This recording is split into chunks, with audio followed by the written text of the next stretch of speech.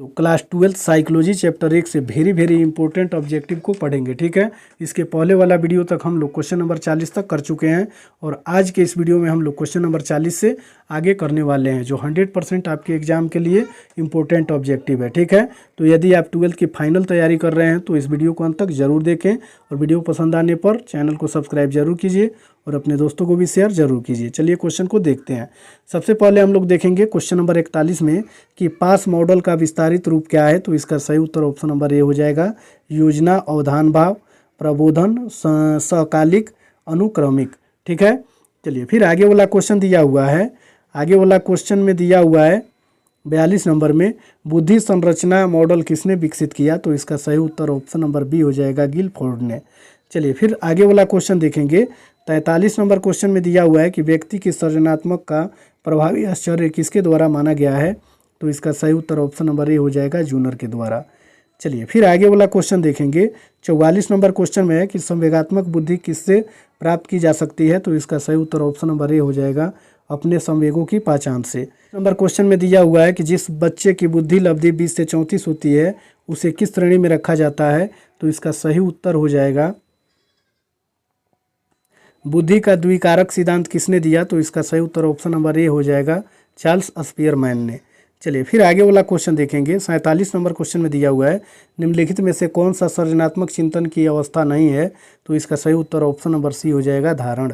चलिए फिर आगे वाला 48 नंबर क्वेश्चन में देखेंगे, बुद्धि के बहुतत्व सिद्धांत किसने दिया।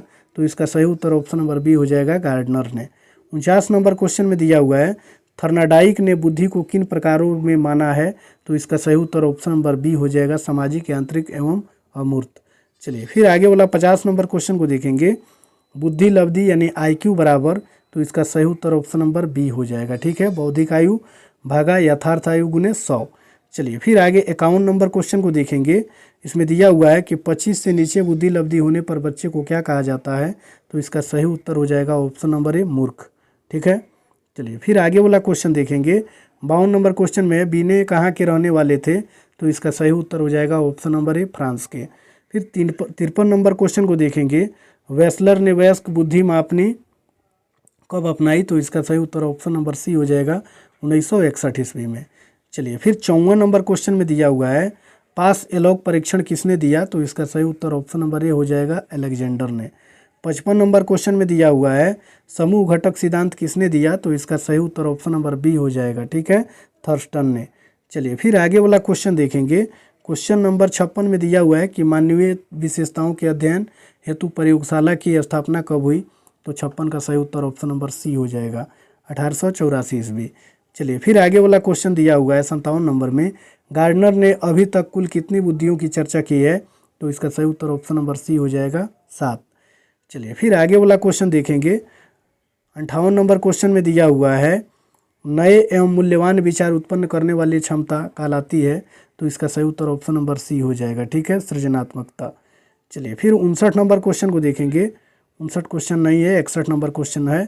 61 नंबर क्वेश्चन में दिया हुआ है, व्यक्ति की किसी विशेष क्षेत्र की विशेष योग्यता कहलाती है। तो इसका सही उत्तर ऑप्शन नंबर बी हो जाएगा, अभिक्षमता। चलिए फिर 62 नंबर क्वेश्चन को देखेंगे। इसमें दिया हुआ है कि स्पीयरमैन के अनुसार बुद्धि के तत्व कितने हैं। तो इसका सही उत्तर ऑप्शन नंबर बी हो जाएगा, 2। चलिए फिर 63 नंबर क्वेश्चन में दिया हुआ है, बुद्धि के योजना, अवधान, भाव, बोधन तथा सकालिक अनुक्रमिक मॉडल को किसने प्रस्तावित किया। तो इसका सही उत्तर हो जाएगा ऑप्शन नंबर ए, JP दास, नागलिरी, किर्वी ने। चलिए फिर आगे वाला क्वेश्चन देखेंगे। 64 नंबर क्वेश्चन में दिया हुआ है, स्टर्नबर्ग के अनुसार बुद्धि कितनी श्रेणी है। तो इसका सही उत्तर ऑप्शन नंबर ए हो जाएगा, 3। 65 नंबर क्वेश्चन में दिया हुआ है, यदि किसी बच्चे की वास्तविक आयु 120 माह और मानसिक आयु 100 माह है तो उसकी बुद्धि लब्धि होगी। तो इसका सही उत्तर ऑप्शन नंबर ए हो जाएगा, 80। फिर 66 नंबर क्वेश्चन को देखेंगे, मानसिक उम्र किसका मापक है। तो इसका सही उत्तर हो जाएगा ऑप्शन नंबर बी, बुद्धि के निरपेक्ष स्तर का।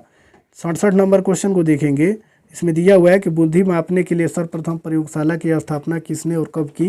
तो इसका सही उत्तर ऑप्शन नंबर ये हो जाएगा, उंट ने 1879 ईस्वी में। चलिए फिर आगे वाला क्वेश्चन दिया हुआ है 68 नंबर में, व्यवहारिक बुद्धि का अर्थ यह है कि बुद्धि संस्कृति का उत्पाद होती है, या कथन किसका है। तो इसका सही उत्तर हो जाएगा ऑप्शन नंबर डी। ठीक है, चलिए फिर आगे वाला क्वेश्चन देखेंगे। 69 नंबर क्वेश्चन में दिया हुआ है विभेदक परीक्षण का उपयोग किसके लिए किया जाता है, तो इसका सही उत्तर ऑप्शन नंबर सी हो जाएगा, सामान्य बुद्धि परीक्षण। फिर 70 नंबर क्वेश्चन को देखेंगे। इसमें दिया हुआ है कि यदि किसी व्यक्ति की मानसिक आयु और वास्तविक आयु लगभग बराबर हो तो वह कहलाता है, तो इसका सही उत्तर ऑप्शन नंबर सी हो जाएगा, सामान्य बुद्धि का व्यक्ति।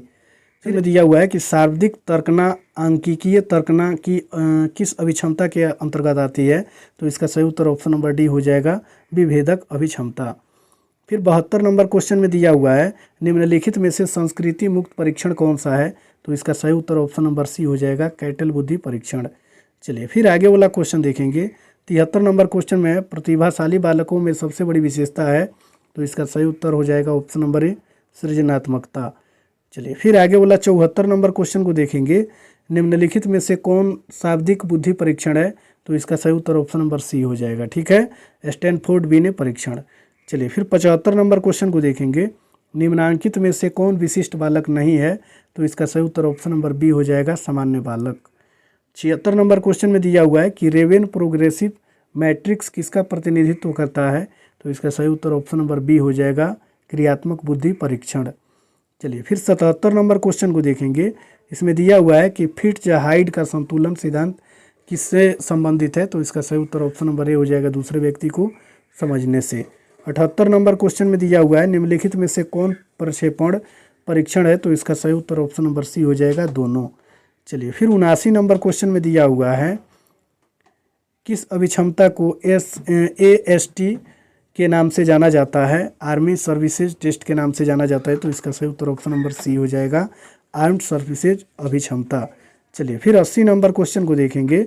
इसमें दिया हुआ है कि फ्रायड ने किस मॉडल को प्रतिपादित किया, तो इसका सही उत्तर ऑप्शन नंबर सी हो जाएगा। ठीक है।